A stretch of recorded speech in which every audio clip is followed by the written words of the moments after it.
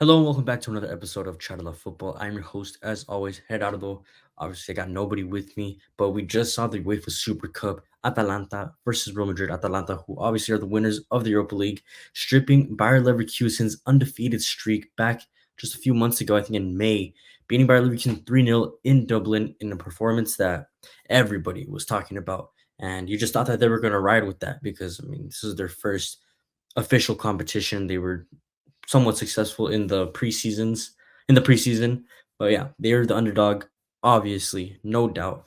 Real Madrid, they are the best team in Europe, reigning champions of the UEFA Champions League. But before we get into everything regarding the UEFA Super Cup, make sure you guys follow Charla Football, follow the personal page as well. My personal page down below. I'm putting all the links for everything: YouTube, TikTok, Spotify, all that good stuff down below. Support your small creators because together we're gonna make it big. And yeah, like I said, UEFA Super Cup is going on today. They're playing in Warsaw, and the underdog Atalanta coming up against Real Madrid.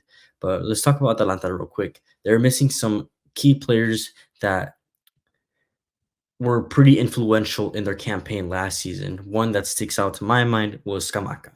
He scored the hat trick against Liverpool at Anfield that got them into the final. He's going to be out injured for quite some time up until next year. No Coop Miners as well, the Dutch midfielder who I think he's discussing with Juventus, and there's a little bit of a drama right there. I think he also got into it with Gasperini, the head coach of Atalanta. So he was not even on the bench, probably watching the game from the stands.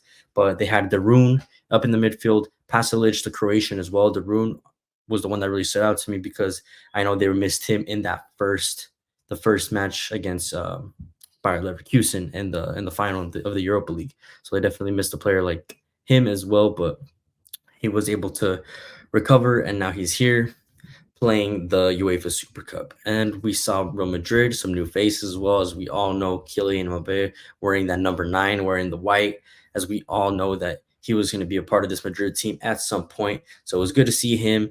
I mean, he's one of the greatest players in the world at the moment. So even though he did not have the most spectacular Euro, and there was a little bit of downfall in his consistency towards the end of the Champions League, there's no doubt that he's still a top level talent, and he's still young. He still has so much to learn, and in a team where he has the likes of Jude Bellingham, Vinicius, Rodrigo, Valverde, Chouameni, all these guys surrounding him, top level, world class players. They're only going to make each other better. And let's look at how Real Madrid got here. They have to beat Borussia Dortmund in the Champions League final. A Dortmund who were the underdogs of the UEFA Champions League last year. And luckily, we were blessed enough to be there. We got to see the game live. We saw Real Madrid, and we were actually in the Real Madrid section when everything went down, when Carvajal scored the first goal and Vinicius scored the second goal. It was an electric atmosphere at Wembley, convincingly defeated Borussia Dortmund, who I think a lot of people wanted Borussia Dortmund to win because we're kind of tired of seeing Real Madrid constantly winning every single year. But there's a reason as to why they're the best team in Europe. It's their champion. They're just they're a different dog. They're a different animal when it comes to the Champions League, when it comes to Europe. And I think they're gonna try to not only be contenders in all the three big tournaments that they're gonna participate in, but I think they're gonna try to win every single thing. One of the things that Madrid have never done is a triplete and a sextuple. So you never know. Maybe they're gonna try to challenge and create some history with that. And like I said, new signings that have been brought in is Mbappe, the one that we all know, and Endrick as well, who he had some good preseason friendlies with Brazil up until the Copa America. Didn't get many minutes in the Copa America, and then the preseason with Real Madrid, he looked a little off, a little fragile, I guess I like to say. But you have to keep in mind, a lot of people are saying like, "Oh, he's gonna be a flop. He's a flop." He's only 17. You have to give him time to develop. He's a kid training at one of the best facilities, under the best coaches, under the best players. It's only gonna help him. Just like how we saw with Vinicius when he was 17, 18, moving from Brazil up until he got to Real Madrid. Those first 2 3 years, it was very, very silly. Honestly, it was very silly watching him play. But you knew that with time, as he matured and he grew throughout the game, he would develop, and I'm pretty sure it's gonna something similar will happen to Endrick. But like I said, Mbappe playing today, who wasn't at the final last year. Obviously, he was at PSG. Chouameni was starting today, who did not participate in the final, like, or not last year, sorry, last season, who did not participate in the final last season as well. He was on the bench. I think I'm pretty sure Tony Cruz was the one starting over him, and I mean, why not? And then Militao as well started today, did not play in the game back in May against Borussia Dortmund. He did come on, I think, in the 90th minute, but he did not start. My bad. But yeah, coming into the squad today with in the 11 that weren't originally there against Dortmund earlier in the year. But now let's look at the game real quick, because just in the first half, it was a little bit more of Atalanta. I think Atalanta had a little bit more possession. They had a little bit more bite. They looked like they knew what they were doing. I think Real Madrid looked a little lost on the field, but I mean, overall, it was a pretty even half. I think there was like one shot from each side that were. I think both sides actually hit the crossbar. So there was just that one threatening um, attack from each side. But then the team goes back. Both teams go into the locker room. Pretty sure they had a good discussion with their coaches, because it was a different game. I mean, Atalanta, for the first like 5-10 minutes, they were going all out, and this is where Real Madrid started to grow, right? Because Real Madrid love to be in these instances where they're in a game where it's almost like a basketball match, where it's back and forth. Because when you have players like Vinicius, Bellingham, Rodrigo, and Mbappe, especially up top, I mean, you're gonna want a team that is quick on transitions. You're not. It's harder to break down a team that's kind of organized defensively versus when you're going back and forth like a basketball match. And that's where Real Madrid really exploited Atalanta, because Atalanta were starting to grow. Yes, they had a little bit more possession, so they were stepping high up, stepping into Real Madrid's area, and they looked a little bit more threatening. But in the moment where Atalanta looked their best, that's when Real Madrid took their opportunities, and it started in the 59th minute with a goal by Valverde. I think it started with a pass from Bellingham, who was unplayable on the day. I mean, especially those last 30, 40 minutes. I mean, you could not get the ball off of him. That was one of the things that a lot of people were talking about, is just how well he rides challenges. He had like 2 3 people on him trying to tackle him. He would fall, get back up, and still have control of the ball. So his balance, overall technique on the ball is just unplayable, like I said. But yeah, Bellingham puts a nice ball into Vinicius, who gets past Barat Jim City. I'm sorry if I butchered that name. The Albanian Atalanta defender slots it across the goal. Goalie is really just stuck in no man's land, and Valverde is all by himself, able to tap in and get the first goal. But I just wanted to highlight Bellingham in that play, because I mean, honestly, it was all him. And then in the second play as well, the second goal, where Mbappe finally gets his goal in a Real Madrid shirt. Bellingham was just as influential, putting in a beautiful assist from the left hand side, right across the box, where Kylian Mbappe is kind of like running onto it, puts it top right hand corner. Really nothing to do for the keeper. But like I said, Bellingham was just untouchable today. Really just getting through players like they weren't even there, like they were just cones.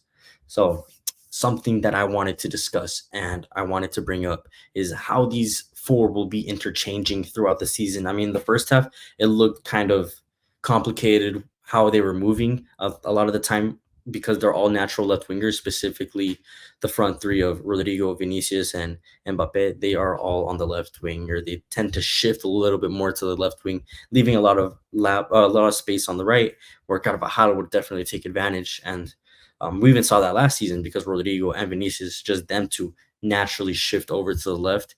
The opposition defenders tend to start to focus on that side, forgetting about the right side or the defensive left hand side, where Carvajal is able to exploit that. And we saw him become very influential towards the end of the season with Madrid. So I'm thinking we're going to be seeing something like this, where now Bellingham, Rodrigo, Vinicius, and Mbappe, they're all going to be interchanging throughout the front, and there's not going to be a single position. Like, Rodrigo is not always going to be on the right hand side or on the right hand side. Mbappe is not always going to be down the middle, and Vinicius is not always going to be down the left. It's just depending on how the team and the structure of the team that they're playing is set up. I think that's when they're going to start changing around. And we already know that Ancelotti, he's a master technician, especially not technician, tactician. I'm sorry. Ancelotti is a master tactician, especially in moments where the game is in a becomes kind of like a chess match. So he's able to move pieces around, and I'm pretty sure that's what he did at halftime, where he kind of let Atalanta step up a little bit more, gave them a little bit more of the ball, allowing them to step up, and just the players just completely exposed that, obviously, on the counter. And so what I really wanted to see is how these front four are going to be going on, like who's going to be the most influential going into the run, like the whole season, pretty much. So that's the question I'm going to pose real quick. Who will be more influential in the long run this season? Bellingham, Mbappe, Vinicius, or Rodrigo? On the day, I saw a Bellingham who was just active all over the pitch, the same Bellingham that ended the season last year. Or no, actually, it was the same Bellingham that started the season last year, because towards the end of the season, Bellingham was kind of um, starting to die down. I guess his influence throughout the match more in like assists and goals, right? But today we saw Bellingham that we were accustomed to in the beginning of the season, that was literally all over the place, influential in every facet of the game, and got an assist and was involved in the first goal as well. So I would give him the man of the match. Mbappe, he got his goal, didn't get too many touches. There were some key moments, a nutmeg here, getting past a few players there. Same thing with Vinicius, getting past a few players, had like one or two shots, I believe. Rodrigo was actually quite impressive out of Vinicius and Mbappe, because he's just the one that is so lively and is always ready, getting a few shots off, hitting the crossbar once. Yeah, forced to save from the keeper another time. So I just wanted to see what you guys think. Who do you think is going to be more influential? My like and my favorite is the person who was the most influential last season, and I'm gonna say Bellingham for sure, because he's gonna have more of the ball throughout the game because he's in the middle. But Mbappe is definitely a good shout. Vinicius is a good shout. Rodrigo as well. So, or in what order would you guys put him in? Bellingham first, Rodrigo second, Vinicius third, Mbappe fourth. What order would you have them, or how would you rank them in being most influential throughout the season? And again, I mean, you have to give it to Atalanta. They put up a good game for the first 45, 50 minutes, but once Real Madrid got that first goal, same thing that we saw in the UEFA Champions League final. Once Real Madrid get going, they get the first goal. It's very hard to stop them because they know how to play in those type of situations. They've been there, done that. They have players that, even though they're young, they've already been there and done that too. So it's going to be an interesting season for Atalanta up ahead. I know they have the Serie A starting this weekend, as well as as well as the La Liga starting this weekend, with Premier League and all the other European top European flights starting this weekend. So it's going to be an interesting season. Let me know who you guys think is going to win La Liga. Let me know who you guys think is going to win Serie A. And yeah, like I said, let me know about that question that I posed. Who's going to be the most influential in the long run of this season? Bellingham, Mbappe, Vinicius, Rodrigo. Again, thank you guys for supporting the channel. Make sure to comment, like, subscribe, and follow us on all platforms: Instagram, TikTok, Twitter, YouTube, Spotify, all that good stuff. Support your small creators, because together we're going to make it big. The goal is trying to make it to 2026, right? And yeah, we'll see you guys on the next one. Peace out.